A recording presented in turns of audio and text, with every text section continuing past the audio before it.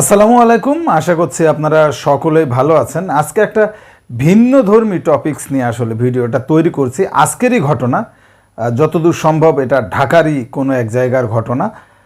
ভোক্তা অধিদপ্তর একটা দোকানকে জরিমানা করেছে, তাও মাত্র 20,000 টাকা। এই 20,000 টাকা জরিমানায় সেই দোকানদারকে কান্নারত অবস্থায় দেখা গেছে, যে জিনিসটা আমার কাছে একটা অন্যরকম সিচুয়েশন মনে হয়েছে। কারণ এর আগেও বিভিন্নভাবে ভোক্তা অধিদপ্তর যখন জরিমানা করেছে তখন কিন্তু সেগুলো আমরা দেখেছি। 1 লাখ টাকা, 1 লাখ, 2 লাখ, অনেক বড় বড় অ্যামাউন্টের টাকা কিন্তু জরিমানা করেছে।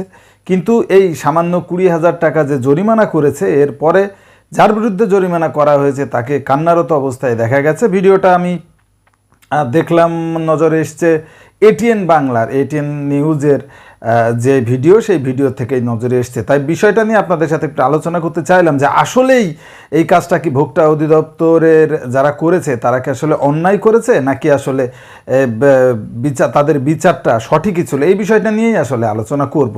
মূলত যে হেডলাইন্স তারা করেছে, যে এখানে তারা বলতে চেয়েছে যে ভোক্তা অধিদপ্তরের জরিমানা দিতে গিয়ে কাঁদলেন ভোক্তা। আসলেই তাই, বিষয়টা কিন্তু তাই। কিন্তু তিনি কি বিক্রি করেন এই জিনিসটা আগে আমাদেরকে বুঝতে হবে। তিনি কিন্তু মূলত যা দেখলাম যে বেকারি আইটেমগুলো বিক্রি করেন, এখানে বিস্কিট, কেক, এই জাতীয় জিনিসগুলো কিন্তু তিনি বিক্রি করেন। এবং এই জাতীয় জিনিসগুলোই অনেকগুলো জায়গায় উৎপাদনের মেয়াদ পাওয়া যায়নি, অনেকগুলো জায়গায় কোম্পানির নাম পাওয়া যায়নি।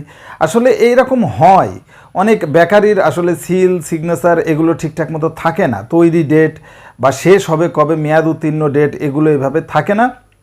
একটা জিনিস পরিষ্কার বুঝতে হবে যে এগুলো খায় কারা? আমার আপনার মতো লোকজন, এবং আমাদের ঘরে যারা ছোট শিশু আছে, বাচ্চা কাচ্চা আছে, এরাই কিন্তু মূলত এই বিস্কিট, কেক এইগুলো ম্যাক্সিমাম খেয়ে থাকে।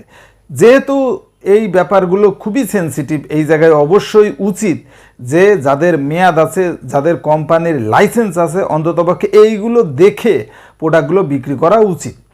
এখন ভোক্তা অধিদপ্তরের কর্মকর্তা যখন তাকে অভিযুক্ত করেছে, তখন তো অভিযোগ অস্বীকার করার কোনো সুযোগ নেই, কারণ আসলেই সেই প্রোডাক্টে কিন্তু ডেট ছিল না, সেই প্রোডাক্টে কোনোভাবেই ডেট ছিল না।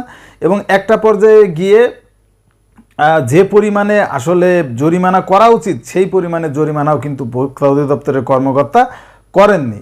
এখন যিনি দোকানদার, তিনি বলতেছেন, মূল যে দোকানদার তার যেন কে আত্মীয় হয়, তিনি দোকানে ছিলেন না, তিনি অসুস্থ, এবং তিনি বলতেছেন যে আসলে দীর্ঘদিন দোকানপাট আমাদের খোলা হয়নি, বিশেষ করে এই ছাত্র আন্দোলনের কারণে দোকানপাট খোলা হয়নি, যার কারণে আসলে তারা এমনিতেই অনেক লসের ভিতরে আছে। এর ভিতরে আবার এই 20,000 টাকা জরিমানা, এইটা আসলে সে মেনে নিতে পারতেছে না। এই কারণেই আসলে তার চোখ দিয়ে কান্না বেরিয়েছে।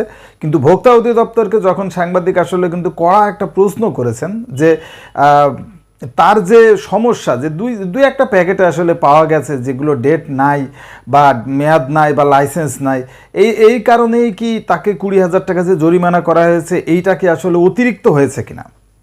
তখন কিন্তু ভোক্তা অধিদপ্তরের যিনি কর্মকর্তা, তিনি কিন্তু খুব ইন্টারেস্টিং একটা উত্তর দিয়েছেন। তিনি বলেছেন যে সম্ভবত 9 ধারায়, তাদের যে ধারা, সেই 9 ধারায় এর শাস্তি হয় মূলত 1 লক্ষ টাকা এবং সাথে 2 বছরের জেল।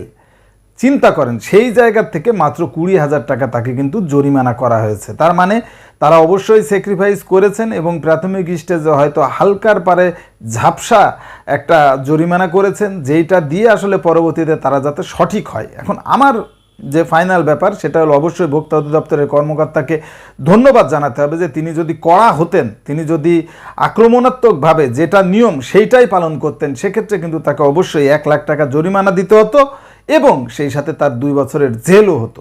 সেটা তিনি করেননি। এই দিক দিয়ে অবশ্যই আল্লাহ তাআলার কাছে যিনি জরিমানা খেয়েছেন তার শুকরিয়া আদায় করতে হবে এবং ভোক্তা অধিদপ্তরের কর্মকর্তার কাছেও তাকে কৃতজ্ঞ থাকতে হবে। এবং তাকে যা করতে হবে সেটা হলো অবশ্যই তার প্রোডাক্ট, যেহেতু ম্যাক্সিমামই খাদ্যের প্রোডাক্ট, খাবারের প্রোডাক্ট, অবশ্যই প্রতিনিয়ত তাকে দেখতে হবে যে এই প্রোডাক্টের ডেট কতদিন আছে। আমার কথা হলো যে এর সবথেকে সহজ উপায়টা হলো, আপনি একটা পণ্য যখন ক্রয় করবেন, ক্রয় করার সময় দেখে নেন যে এই পণ্যের বয়স কতদিন আছে। মনে করেন সেফর একটা বিস্কিটের প্যাকেট, এই বিস্কিটের প্যাকেটের মেয়াদ আছে 3 মাস। আপনি চিন্তা করেন এই 3 মাসের ভেতরে 10 প্যাকেট বিক্রি হবে কিনা বা 5 প্যাকেট বিক্রি হবে কিনা, যেটা বিক্রি হয় সেইটা নেন। অতিরিক্ত বোনাসের আশায়, যে বোনাসে নিলে মুনাফা বেশি হবে, এই মুনাফার আশায় অতিরিক্ত প্রোডাক্ট নিয়ে যখন এক্সপায়ারি হয়, যখন এই কর্মকর্তারা যায় আপনার ঘরে, যখন ধরা পড়ে, তখন যখন জরিমানা করে তখন কান্নাকাটি করেন। এই জিনিসটা করেন না। এবং আমি মনে করি যে সকল বিক্রেতাদের উদ্দেশ্যে আমি বলতে চাই, যেহেতু এই জিনিসগুলো খুবই সেন্সিটিভ, আপনি আপনার বাচ্চার কি এই ডেট এক্সপায়ার প্রোডাক্ট খাওয়াবেন? আমার মনে হয় না কখনো খাওয়াবেন। আপনি যেহেতু নিজের বাচ্চার খাওয়াবেন না, নিজে খাবেন না, তাহলে সেটা কেন বিক্রি করবেন? দর্শক, এই পুরো ঘটনাটাকে কিভাবে দেখছেন কমেন্টসে জানান। ভিডিওটা ভালো লাগলে লাইক, কমেন্টস এবং শেয়ার করবেন। আজকের মতো বিদায়, দেখা হবে পরবর্তী ভিডিওতে। সেই সময় পর্যন্ত সকলে সুস্থ থাকুন, ভালো থাকুন, আল্লাহ হাফেজ।